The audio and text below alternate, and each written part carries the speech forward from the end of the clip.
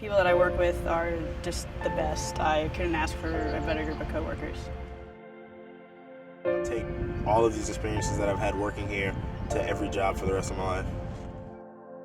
This program is one of the premier intramural programs in the country, and I feel very safe saying that.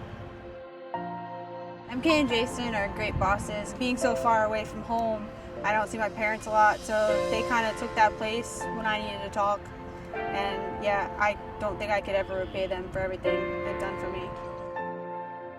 Looking back at it, I think they've made more of an impact on my life and will have more of an impact going forward than almost anyone else on this campus. I'm going to miss, the late nights on the turf, believe it or not, just being out there with your friends, reffing games, watching some good football or basketball, whatever it may be. I'm going to miss this place a lot. I plan on coming back every so often when I'm gone, but it's been a big part of my college career.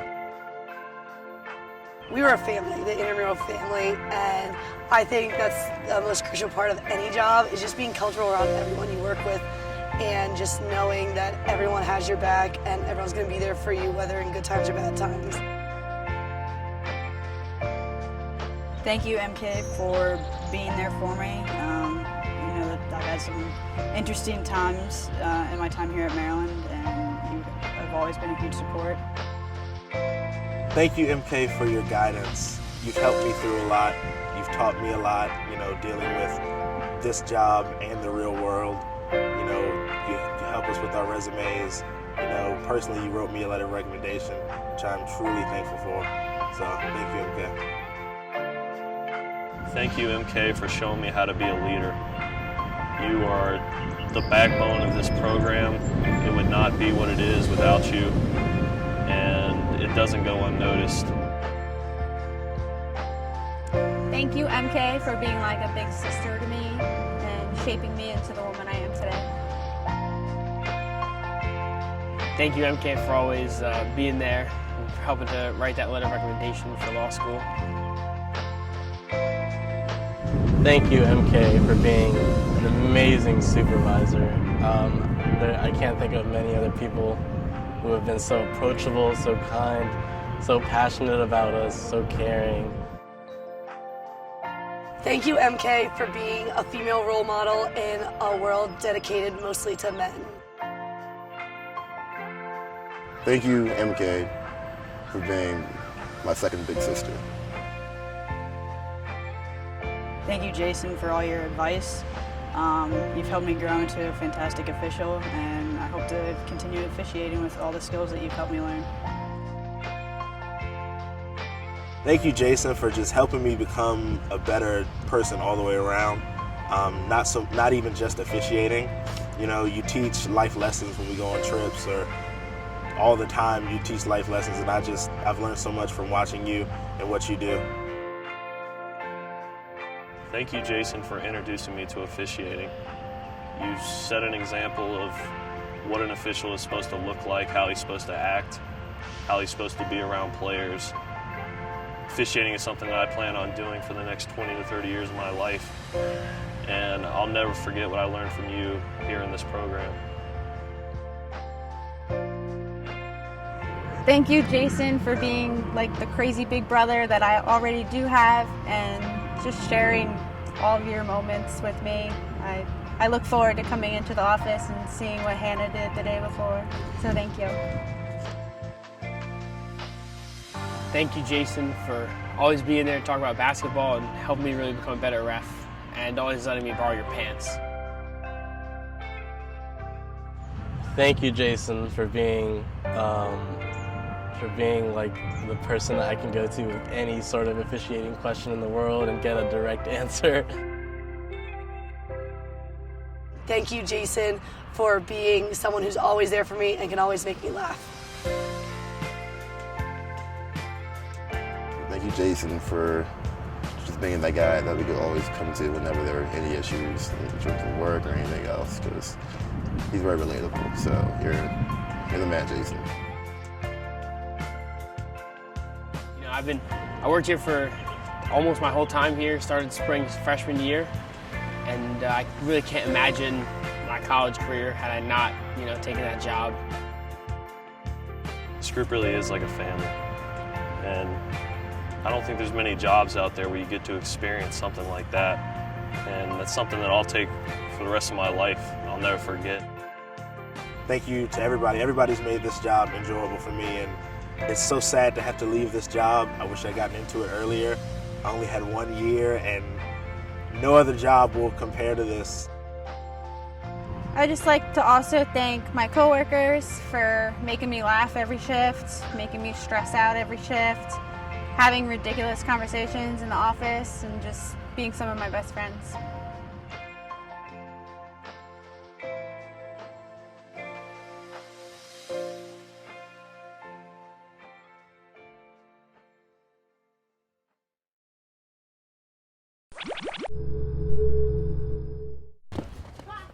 When school lets out, kids in Southeast DC make their way here, spending time doing homework, exercising, and even learning how to grow food and eat healthy.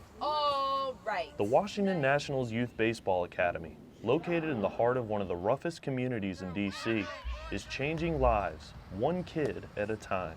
I wish more teams would do this, not just MLB teams, but professional sports, period. Provide these type of opportunities to the youth all across the country. 3 days a week, 3rd through 8th grade students learn more than just how to play a sport. We're believers in holistic youth development and experiential education. Really, it's developing the whole child and using baseball and softball as just the hook. And although the program is still relatively new, the Academy opened about 2 years ago, its impact is already being felt. I've seen kids that came in the door that wouldn't eat, they wouldn't talk, they didn't work well with others, they didn't even want to play the sport, they didn't want to be here. And now there's some of our most vocal children. They love being here, their grades have improved, their test scores have improved. So I see the changes all the time. But does change mean success? It may take time to answer that question. I know we'll be successful when our kids are graduating from high school, when they're going on to college, when they're successful contributing members of their community. In Washington, Mike Tart, CNS TV.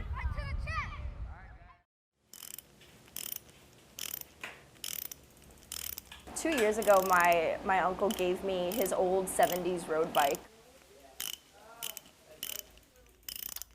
That whole summer, I didn't have a job or anything, so I started biking every day. And I really started getting into it, and I started getting the gear and kind of learning how to very preliminarily fix my bike. That kind of started me wondering, I was like, what else is there? How else can I, improve my bike?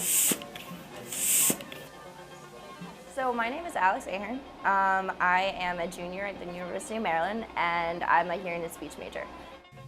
I actually didn't know we had a bike shop on campus. As soon as I found out, I applied immediately. And it was just word of mouth. Someone was like, oh, we have a bike shop on campus. I was like, are you serious? I'm applying there immediately. I think one of the best things about our bike shop is that it's not, a lot of bike shops are snobby. If you don't know anything about bikes, they're gonna kind of judge you for that. But what we do here is we actually work with our patrons and kind of teach them what we're doing. They'll ask me oh, so what are you doing here? I'll be able to show them and in depth kind of explain why this is what I need to do to their bike for them to be able to ride it again.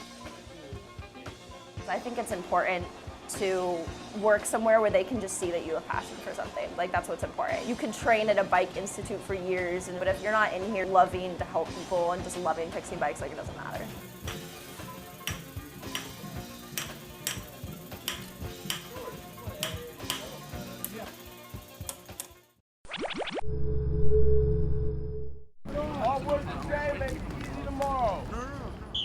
Football practice at Bethesda Chevy Chase High School seems all too familiar, but something is noticeably unfamiliar.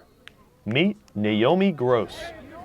Football looked really fun. A lot of people kept telling me hey, you should play football. Naomi's a senior at BCC. She's now the team's first female kickoff specialist. This fall, Sarah Thomas became the first full-schedule NFL female official.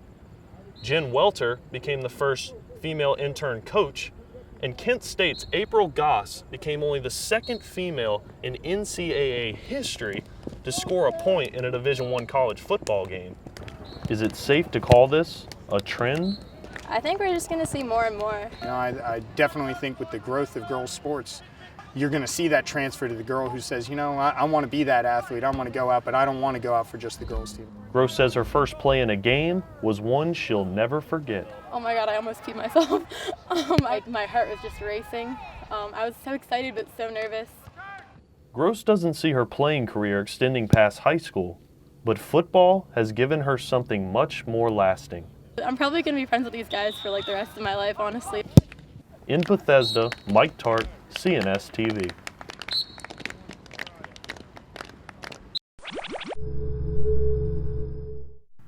Harry M. Morse, James McCartan, Walter H. Smith.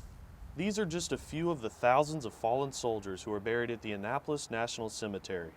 An organization called Wreaths Across America reminds us that even though they're gone, during the holiday season, they're not forgotten.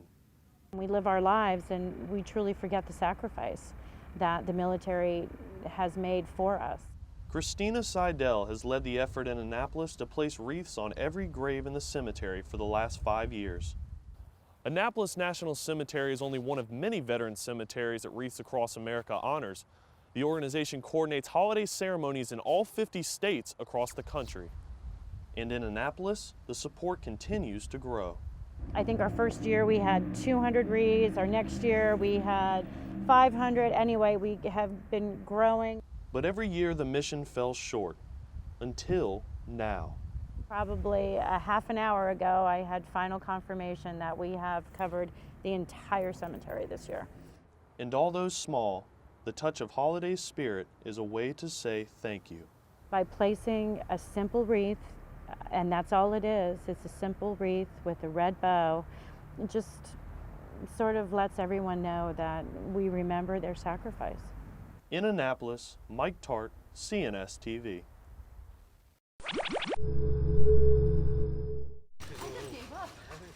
One man's trash becomes another man's treasure whenever you're on an archaeological dig. It's why these archaeologists are sifting through the layers of an ancient oyster dump that is being washed away. Well, the site's being destroyed by sea level rise and erosions. Retired archaeologist Al Lukenbach is working with others under a federal grant to salvage 5 dig sites before they're lost to time and nature. The work we're doing here with the Hurricane Sandy grant is an attempt to try to capture this information before it falls into the water. Constant erosion has already washed untold generations of information into the Severn River, but climate change has increased that erosion even more.